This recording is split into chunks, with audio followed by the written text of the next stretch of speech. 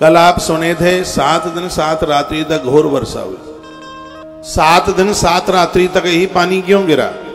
क्योंकि भोगों की वर्षा 7 ही दिन हो रही है। इतवार, सोमवार, मंगल, बुध, गुरु, शुक्र, शनि, सप्ताह के 7 दिन में भोगों की वर्षा बरस रही है।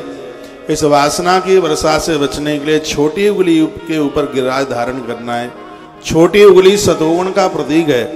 जब तक आपके पास, हमारे पास सतोगुण नहीं होगा, तब तक गिरिराज का मतलब है हम अपने इष्ट देव को धारण नहीं कर सकते।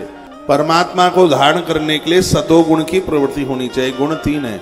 एक रजोगुण है जो अपने लिए, अपने परिवार के लिए जीवन जीते हैं, जिनकी चूल्हे की रोटियां दूसरे के काम में ही नहीं आती, सिर्फ अपने घर के लिए, वह रजोगुण है। जो दूसरों को कष्ट देते हैं, अपमान करते हैं, वो तमोगुणी लोग हैं। और जिन्हें इस दुनिया से कुछ भी नहीं चाहिए, कोई स्वार्थ नाम की चीज है ही नहीं, वह तो सच में भगवान के भगत ही बन करके पैदा हुए हैं और उनका वो स्वभाव है, वो सतोगुणी है। और भगवान के लिए तो सात्विक श्रद्धा देन सुहाई। जैसे एक सीधी सी भोली सी गाय होती है, उसको श्रद्धा कहा गया है, सात्विक श्रद्धा। तो भक्त के जीवन में भी सतोगुणी श्रद्धा होनी चाहिए, तब ही हम भगवान को अपना मना सकते हैं। आज कलयुग में श्याम बाबा के दरबार में भारी भीड़ है, हनुमान जी महाराज के दरबार में भारी भीड़ है। भीड़ बहुत है, लेकिन याद रखना कल्याण उन्हीं का होता है जो पात्र बन करके जाते हैं, जिनमें कहीं कोई कमी नहीं है। बिल्कुल पानी बरसे, मैं भी एक अपना पात्र रख दूं और आप भी अपना एक पात्र रख दें। मेरा पात्र फूटा हो और आपका सही हो। मैं इंद्र से लड़ूं कि तू बड़ा पक्षपाती है, इनको तुमने इतना पानी दे दिया, मेरे तो घट में पानी भी नहीं है। इंद्र ने कहा, भले आदमी, थोड़े दिमाग के किवाड़ खोल, तेरा पात्र फूटा था, इसलिए तेरे पात्र में पानी टिका नहीं है। और बिल्कुल यही हो रहा है।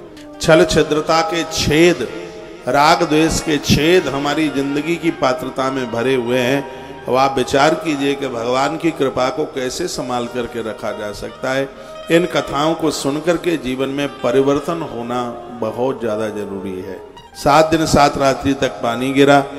ब्रज में बड़ा आनंद हुआ।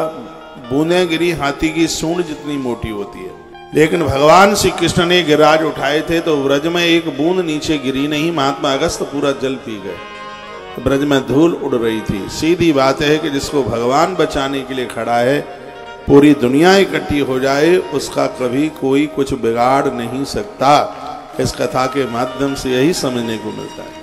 राम सिया भज 12 राम सिया भज 12 चक्र सुदर्शन है रखवारा।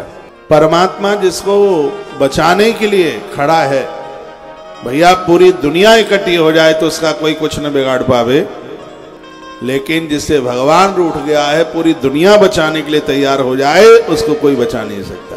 भगवान श्री कृष्ण दुर्योधन के ऊपर रूठे हैं। पितामह भीष्म को वरदान मिला है इच्छा मृत्यु का, लेकिन वो दुर्योधन को बचा नहीं पाए। द्रोणाचार्य जैसा धनुर्धर उस जमाने में नहीं था कोई, लेकिन वो दुर्योधन की रक्षा नहीं कर पाए। दानवीर कर्ण इतना बड़ा योद्धा, जिसको युद्ध में से हटाना साधारण नहीं था, लेकिन कर्ण भी अपने मित्र को नहीं बचा पाया। इसलिए नहीं बचा पाया क्योंकि पांडवों को बचाने वाले भगवान थे। परमात्मा किसको बचाएंगे? जो नारी का आदर करेगा, गौ माता को मरने से कटने से बचाएगा, बेटियों का रक्षण करेगा, धर्म की रक्षा करेगा, मठ मंदिरों की रक्षा करेगा, भगवान उसके रक्षक हो जाए।